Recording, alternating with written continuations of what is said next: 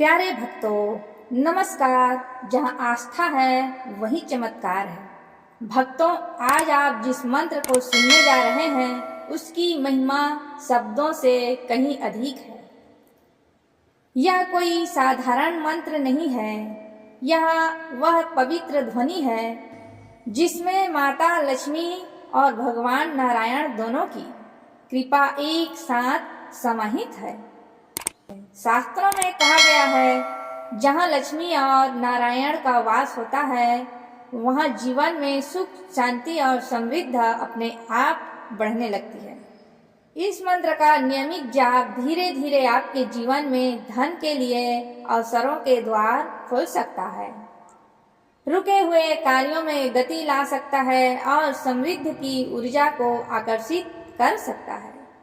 कई साधकों का अनुभव है, इस मंत्र को श्रद्धा से सुनने और जपने पर जीवन में सकारात्मक बदलाव दिखाई देने लगते हैं। इस मंत्र में श्री ह्री क्लीं ऐं जैसे दिव्य बीज अक्षर हैं जो माता लक्ष्मी की ऊर्जा से जुड़े हुए माने जाते हैं। जब यह ध्वनि गूंजता है तो आपके आसपास एक सकारात्मक और पवित्र ऊर्जा का वातावरण बनने लगता है। धीरे धीरे मन में एक अटूट विश्वास जागता है और वही विश्वास जीवन में आने वाले हर शुभ परिवर्तन की शुरुआत बनता है। तो भक्तों, देर न करते हुए आइए अब मंत्र उच्चारण करते हैं। लेकिन मंत्र शुरू करने से पहले अगर आप चाहते हैं कि ऐसे ही दिव्य मंत्रों का लाभ आपको मिलता रहे तो चैनल को सब्सक्राइब जरूर कर लें, वीडियो को लाइक करें और अपने प्रियजनों तक आगे शेयर करें और धन समृद्धि बढ़ाएं। और कमेंट में लिखें, जय श्री लक्ष्मी नारायण। आपकी हर मनोकामनाएं पूर्ण हो। अब ध्यान रखें, आप इस मंत्र को पूरे 108 बार सुने, बीच में छोड़कर कहीं जाना नहीं है, क्योंकि अधूरा श्रवण अधूरे फल का कारण बनता है। इसलिए पूरे श्रद्धा और शांत मन से अंत तक अवश्य जुड़े रहें। जय श्री लक्ष्मी नारायण। अब पूरे ध्यान और श्रद्धा के साथ मंत्र का श्रवण करें। ओम नमो श्री लक्ष्मी नारायणाय नमः। ओम श्री ह्री क्लीं ऐं कमलवासिन्ये स्वाहा। ओम नमो श्री लक्ष्मी नारायणाय नमः। ओम श्री ह्री क्लीं ऐं कमलवासिन्ये स्वाहा। ओम नमो श्री लक्ष्मी नारायणाय नमः। ओम श्री ह्री क्लीं ऐं कमलवासिन्ये स्वाहा। ओम नमो श्री लक्ष्मी नारायणाय नमः। ओम श्री ह्री क्लीं ऐं कमलवासिन्ये स्वाहा। ओम नमो श्री लक्ष्मी नारायणाय नमः। ओम श्री ह्री क्लीं ऐं कमलवासिन्ये स्वाहा। ओम नमो श्री लक्ष्मी नारायणाय नमः। ओम श्री ह्री क्लीं ऐं कमलवासिन्ये स्वाहा। ओम नमो श्री लक्ष्मी नारायणाय नमः। ओम श्री ह्री क्लीं ऐं कमलवासिन्ये स्वाहा। ओम नमो श्री लक्ष्मी नारायणाय नमः। ओम श्री ह्री क्लीं ऐं कमलवासिन्ये स्वाहा। ओम नमो श्री लक्ष्मी नारायणाय नमः। ओम श्री ह्री क्लीं ऐं कमलवासिन्ये स्वाहा। ओम नमो श्री लक्ष्मी नारायणाय नमः। ओम श्री ह्री क्लीं ऐं कमलवासिन्ये स्वाहा। ओम नमो श्री लक्ष्मी नारायणाय नमः। ॐ श्री ह्रीं क्लीं ऐं कमलवासिन्यै स्वाहा। ॐ नमो श्रीलक्ष्मीनारायणाय नमः। ॐ श्री ह्रीं क्लीं ऐं कमलवासिन्यै स्वाहा। ॐ नमो श्रीलक्ष्मीनारायणाय नमः। ॐ श्री ह्रीं क्लीं ऐं कमलवासिन्यै स्वाहा।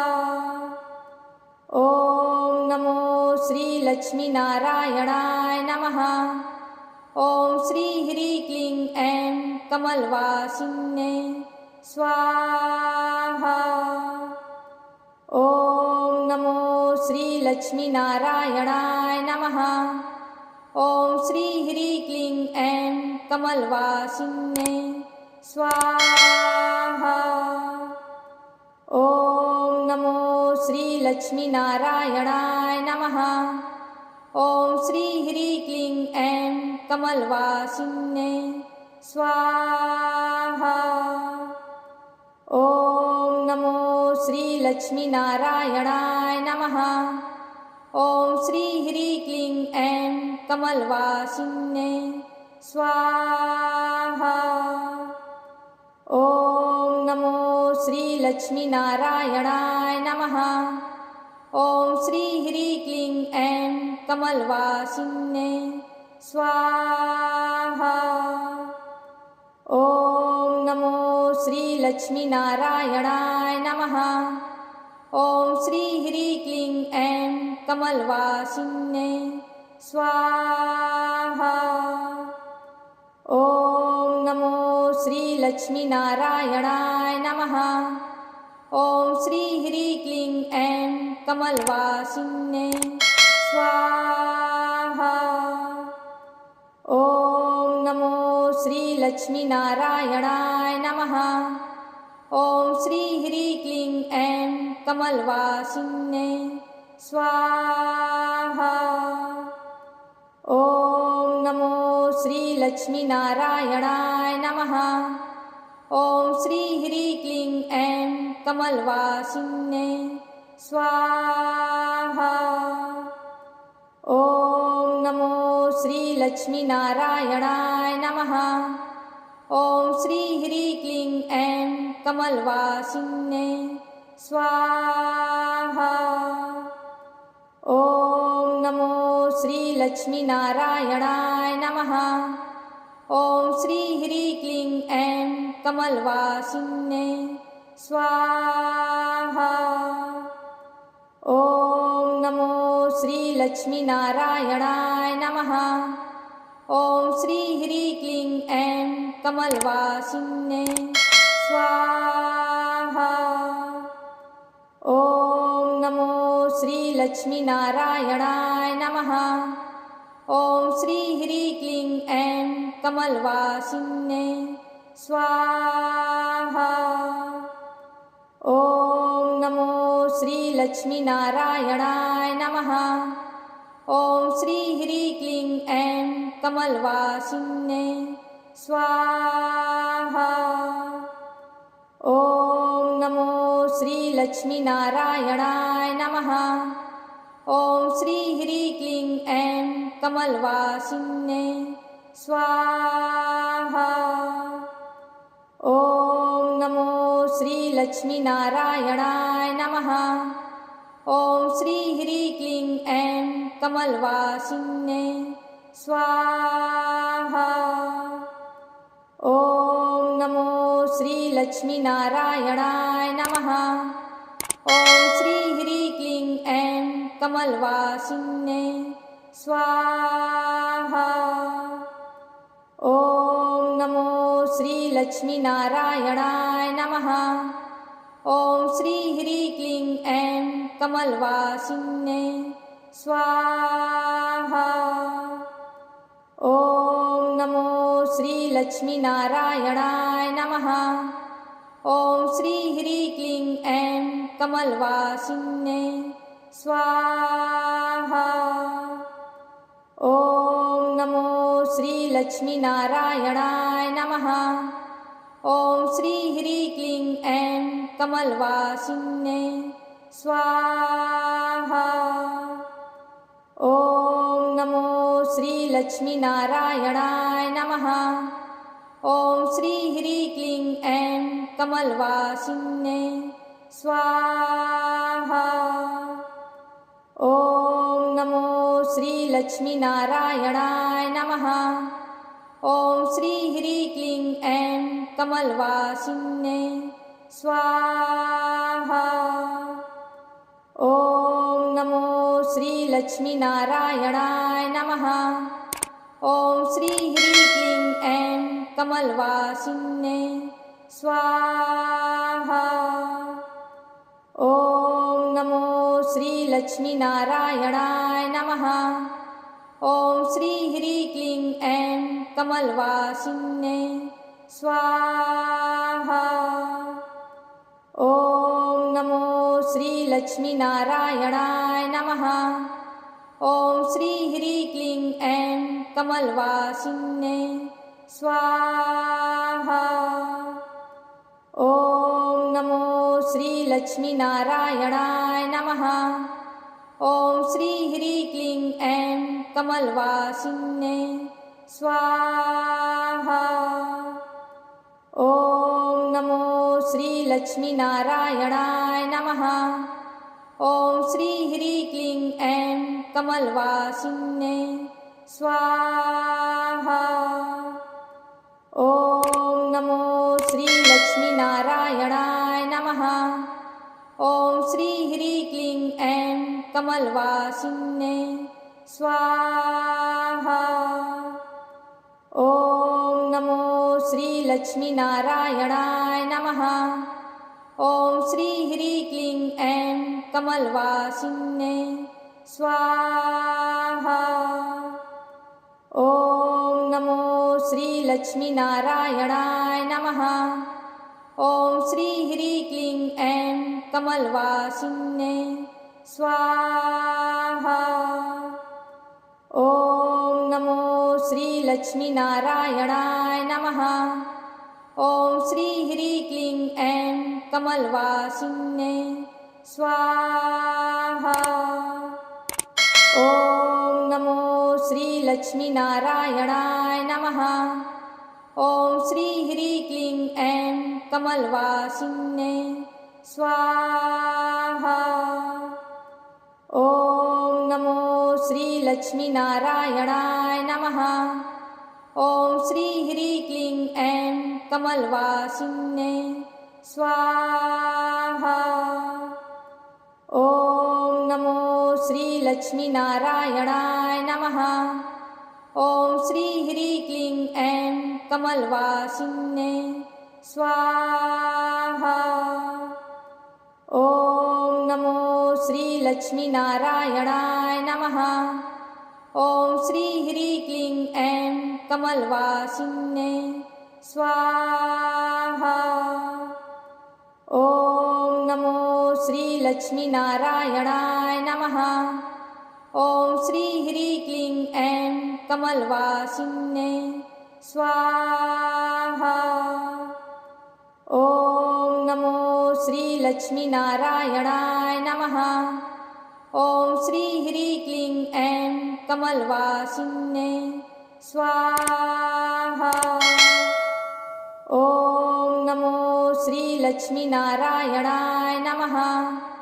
ॐ श्री ह्रीं क्लीं ऐं कमलवासिन्ये स्वाहा।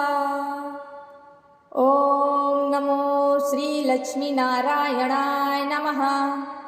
ॐ श्री ह्रीं क्लीं ऐं कमलवासिन्ये स्वाहा।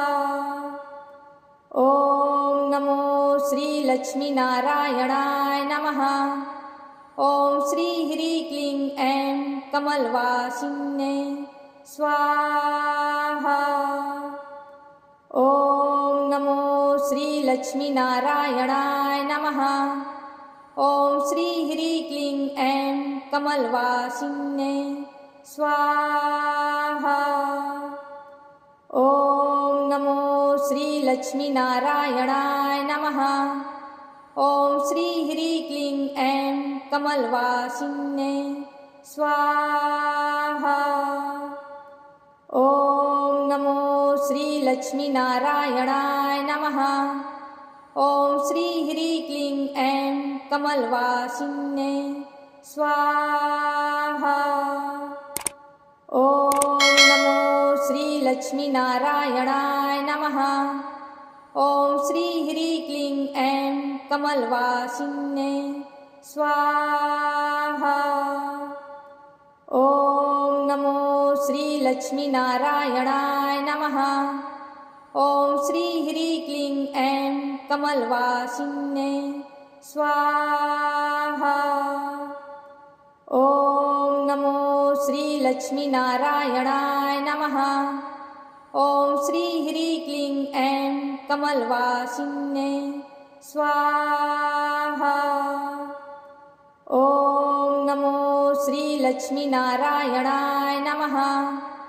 ॐ श्री ह्रीं क्लीं ऐं कमलवासिन्ये स्वाहा। ॐ नमो श्रीलक्ष्मीनारायणाय नमः। ॐ श्री ह्रीं क्लीं ऐं कमलवासिन्ये स्वाहा। ॐ नमो श्रीलक्ष्मीनारायणाय नमः। ॐ श्री ह्रीं क्लीं ऐं कमलवासिन्ये स्वाहा। ॐ नमो श्रीलक्ष्मीनारायणाय नमः।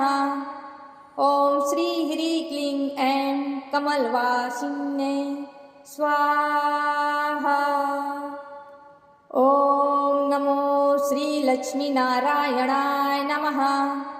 ॐ श्री ह्रीं क्लीं ऐं कमलवासिन्ये स्वाहा। ॐ नमो श्रीलक्ष्मीनारायणाय नमः।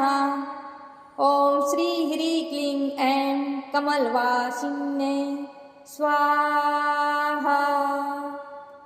ॐ नमो श्रीलक्ष्मीनारायणाय नमः। ॐ श्री ह्रीं क्लीं ऐं कमलवासिन्ये स्वाहा। ॐ नमो श्रीलक्ष्मीनारायणाय नमः।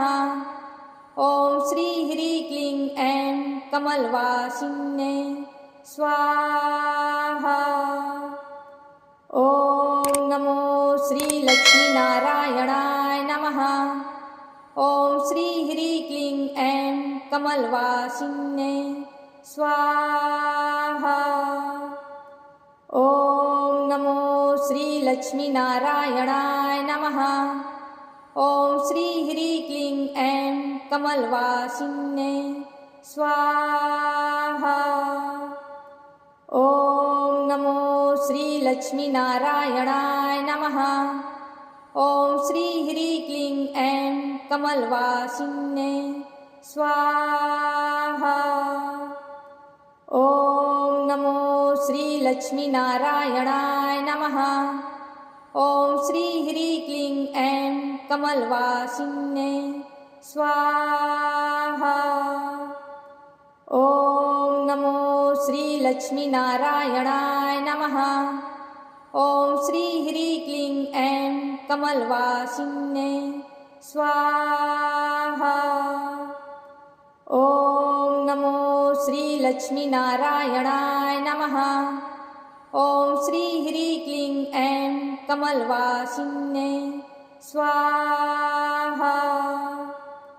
ॐ नमो श्रीलक्ष्मीनारायणाय नमः। ॐ श्री ह्रीं क्लीं ऐं कमलवासिन्ये स्वाहा। ॐ नमो श्रीलक्ष्मीनारायणाय नमः। ॐ श्री ह्रीं क्लीं ऐं कमलवासिन्ये स्वाहा। ॐ नमो श्रीलक्ष्मीनारायणाय नमः। ॐ श्री ह्रीं क्लीं ऐं कमलवासिन्ये